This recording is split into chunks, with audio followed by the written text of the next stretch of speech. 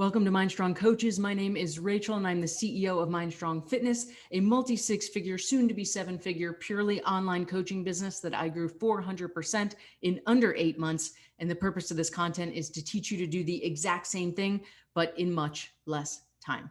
So we're going to have some real talk today. And this is a conversation that's a bit outside the logistics of setting macro plans or being a coach in general. And it is about one of the biggest mindset shifts that you need to make. And I'm purposely using the word need because you cannot be a successful business owner without this.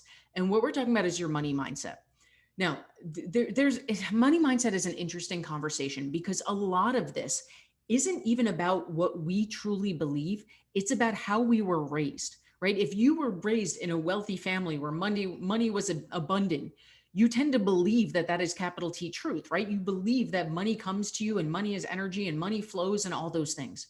Most of us were not. Most of us were raised in households where we saw a scarcity mindset about money. Now, the depth of that is going to vary person to person, right? Some people believe that money is evil. Some people believe that wanting money is selfish or is greedy, or that people who charge too much are greedy. And believe me, I will tell you from personal experience, we have an ad on Instagram as of the time of this recording that says why undercharging is hurting your comments. And if you could see the comments that we get on this calling us greedy so-and-sos without, if they read the content, they would understand what we're saying, but they're seeing the title. It's designed to get a reaction, and man, get a reaction. It does.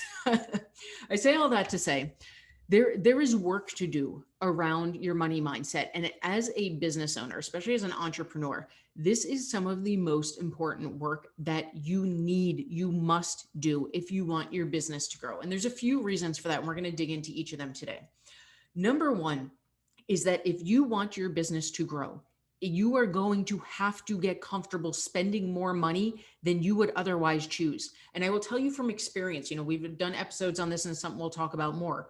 When I first started, I had it backwards. And this is one of the reasons that I preach this message so much. I was in the mindset, like many young coaches, like the vast majority of coaches, that once my business starts making money, then I'll invest in it.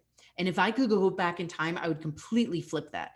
Because what happens is when you leap before you quote unquote feel ready, when you invest in your business before it's making lots of cash, not only do you start that process sooner, you start making cash sooner, but now the gains from that are exponential, right? Because what happens when you do it the other way is you spend those first few years in trial and error and falling in your face and readjusting.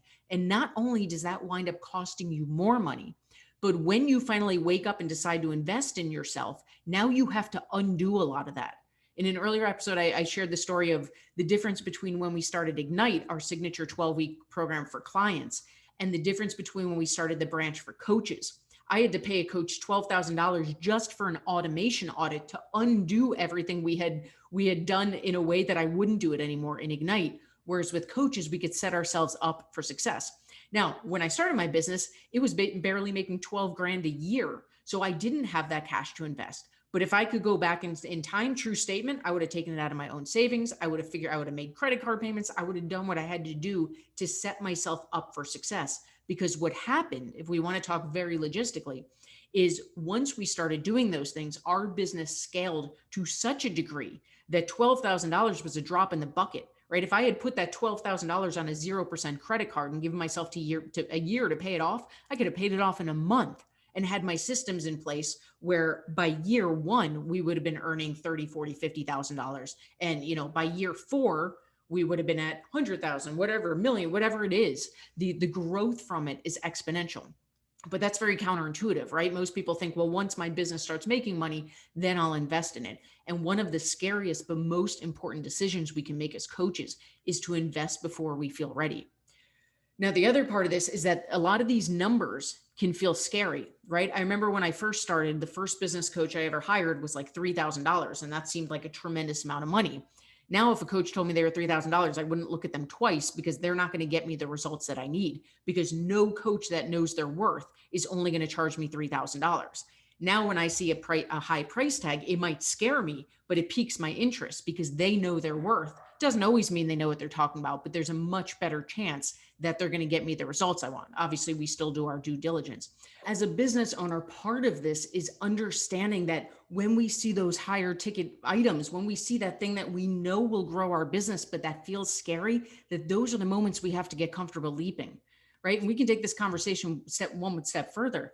How the heck are we supposed to preach this stuff to our clients about leaping, about investing in themselves if we're not doing it ourselves, right? When I make a big purchase or invest in a coach for myself in my business, I tell my clients, because it's the same thing we're asking them to do. Listen, I know the importance that if I want to get results, I need to invest in one-to-one coaching. So here's what I just did this week, because people want to feel validated, right? Understanding that, wait a second, my coach is investing in coaches. Of course I should also be. We have to practice what we preach.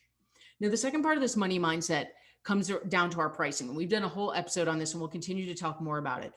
But the most important thing to your pricing has nothing to do with where your prices are actually set. As we talked about in that older episode, people told me that Ignite was too expensive when it was $89 a month. And I'm laughing at that because that program that was $89 a month is now $10,000 for a 12-week program.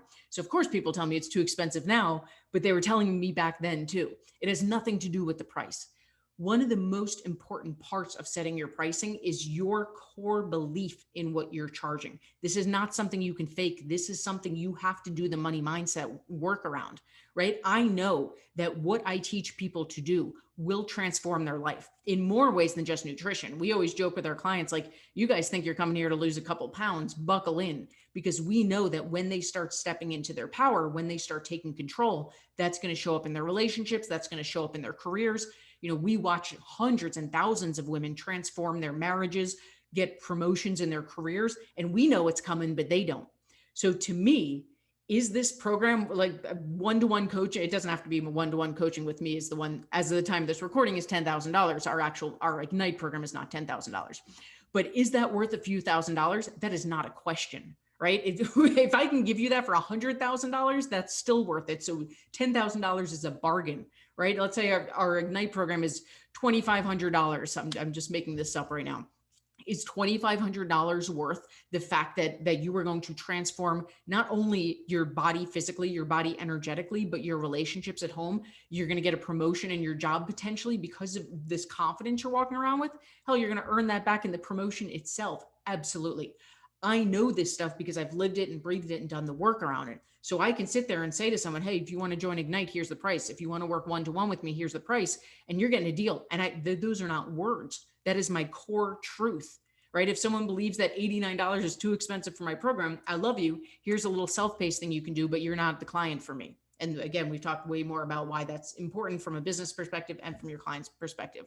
But if you are feeling uneasy about your pricing, there's some work to do there around your money mindset. We need to be able to stand in our power and say, this is what I charge. Here's what you're getting. This is a crazy opportunity. Like, the only reason not to take this is because you found something better, which you won't do. Like, there's nothing better. I'm giving you the cream of the crop at an insane price. Like, let's go, let's do this.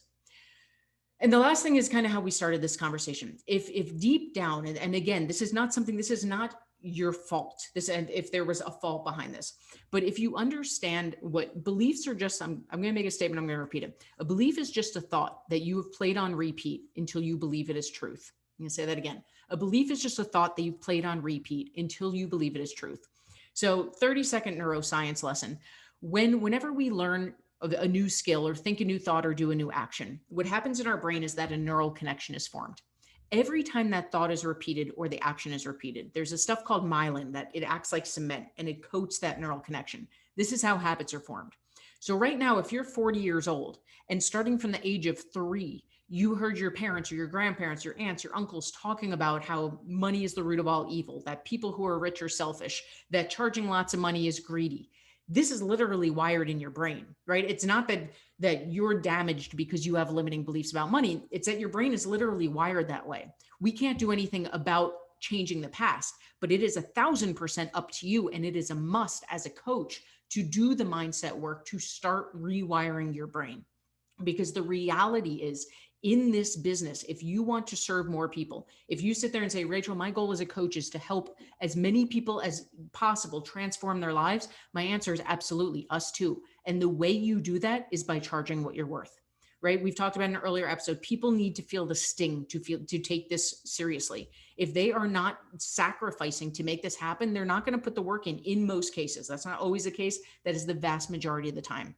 And if you are undercharging, if you're trying to just get everyone in and not charging what you're worth, you're either going to burn out or you're going to have to take on a second job and you're not going to be able to show up for your clients. When you can stand in your power, when you can invest in yourself and say, you know what? I know when you find a product or a company or a coach and your gut says, I know they will get me the results I need. Well, it's not just because they're expensive. I know I need this company. The only thing holding me back is fear. That is the time to do the mindset work.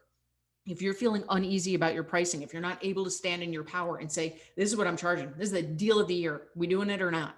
If you don't have that level of confidence, there's some work to do either logistically around what you're offering, or what's usually the case is your own beliefs about money and the prices that you're charging.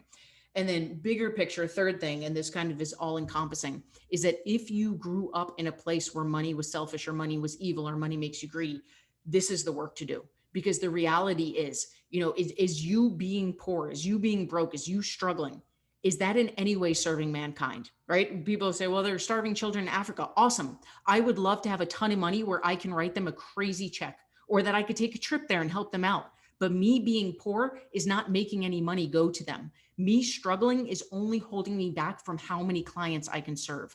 One of the best things you can do for your clients and for the world is to attain that affluence so that you can serve more people. And that only happens, and that is a strong only, when we get our money mindset in place.